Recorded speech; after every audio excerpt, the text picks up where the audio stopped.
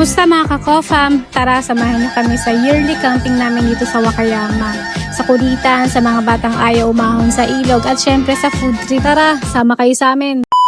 Nandito na nga tayo. 3 PM na. Ang usapan namin kahapon na aga kami aalis ng bahay para mas matagal makapag-swimming yung mga bata. Pero dahil ang daming nangyari, ayan, late na tuloy kami nakarating. Okay lang naman kasi 3 days kami dito, so may time pa rin para mag-enjoy.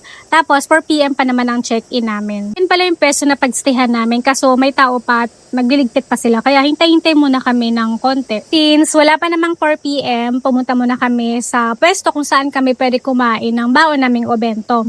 Gutom na kasi kami. Kaya kain muna kami bago langoy. Pagka 4 PM na, saka na kami mag-check-in. At least busog muna bago mag-swimming. Tignan nyo naman itong ilog. Ang ganda. May maliit na falls din. Tapos ang ganda talaga ng nature dito. Kaya siguro hindi kami nagsasawa na bumalik-balik dito every year. Ping summer lang pala kami pumupunta dito. Yung pinuntahan naming pwesto para makakain. Last year wala pa pala yan dito. Buti na lang talaga nilagyan na nila yan ngayon ng ganitong area. Kaya kung may mga day camp, may mapapwestohan sila para kumain at mag-enjoy. Ang saya din kasi may space na kayo para magpahinga pagkatapos maglaro sa ilog. Ito na nga yung lunch namin. Gutom na talagang lahat. Bumili lang pala kami ng obento sa Hotomoto. Masarap talaga ang obento lalo na kapag sobrang gutom ka na. After namin kumain, nagpaalam na si Papa Ken para mag-check-in. Tapos kami naman, diretso na sa ilog. Kasi excited na yung mga bata. Lumangoy! Nga pala kami na late kasi dumaan pa kami sa Ion Mall para bumili ng bagong panligo. Kasi hindi ko talaga mahanap yung mga pang-ilog na swimwear namin. Meron kami mga pangdagat na swimwear. Kaso ayoko naman silang pagamitin nun kasi delikado, diba, pag sa ilog. Pag nadulas, ganyan, magsugatan sila. Oo nga pala, mga nagtatanong kung saan kami nag-camping. Ayan, dito kami sa Kongonotaki Family Campground, dito sa Wakayama. Ang ganda dito mga ka-co-fam, nature talaga. Tapos may ilog dito kaya nag-e-enjoy talaga yung mga bata. May mga camping area din tapos pwede kayo mag-barbecue.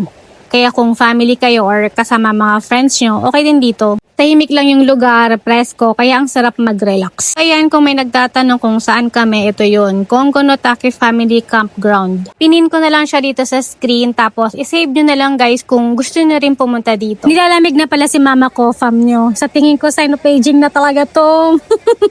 Pero nung dumating na si Papa Ken, siya naman ang nakipaglaro sa mga bata. Si Koki tuwang-tuwa kasi nakakita daw siya ng isda.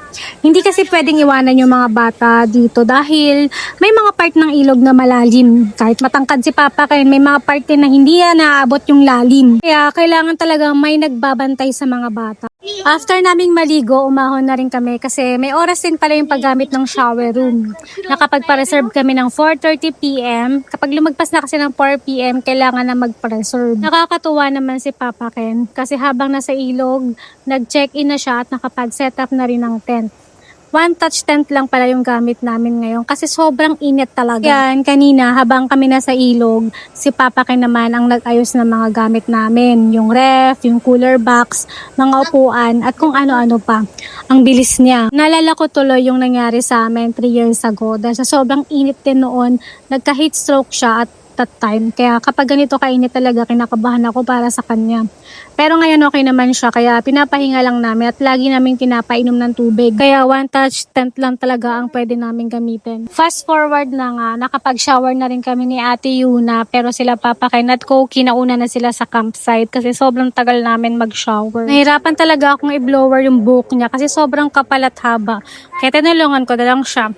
Habang binablower ko siya, may sinasabi pa siya. Pakinggan nyo. Fast forward na nga tayo mga ka-co-fam. Nakapag-shower na rin kami sa shower room nila. Ang ganda kasi may shampoo at body soap na. At may option pa ng malamig at mainit na tubig. Ang sarap mag-shower, grabe. Nang naglalakad kami ni Ate Yuna, pabalik na kami nang bigla namin nakasalubong si Papa Ken. Nung tinanong ko siya, kukuha daw siya ng tubig na hugas ng kamay at pang toothbrush namin. Balik namin, hinanapan namin si Koki kung nasaan siya. Ayun, nagtatago lang pala sa ilalim ng mesa. Fast forward na nga tayo ulit mga ka-co-fam. Dinner time na, gumawa si Papa Ken ng sashimi tulad ng salmon, thai, at meron pang shell. Hindi ko alam kung anong tawag, nakalimutan ko na. Gawa niya yung sashimi.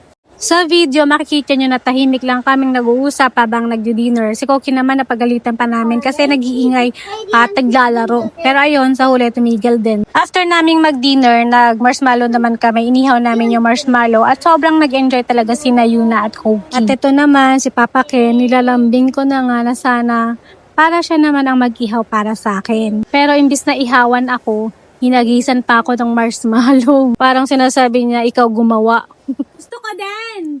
Kumay mo! Pumalihay!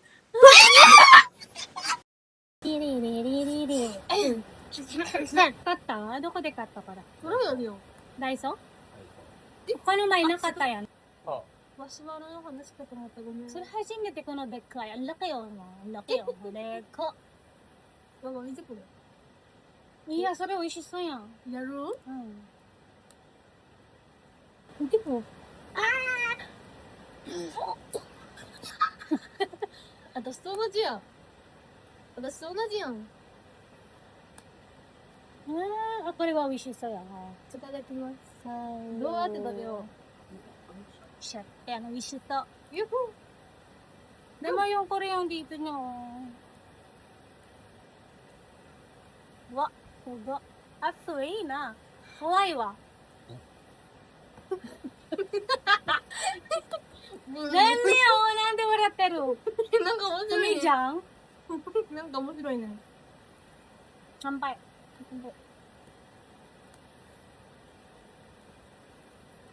おいしい。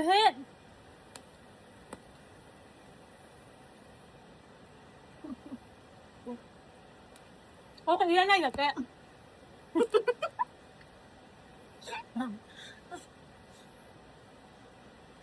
肩いらん。いらん。お酒飲んでるから。 Dito na kami sa loob ng tent. みんなも寒いの？いや、その、 Aro yo, Papa. Eh? Hi. Coffee ah. Okay.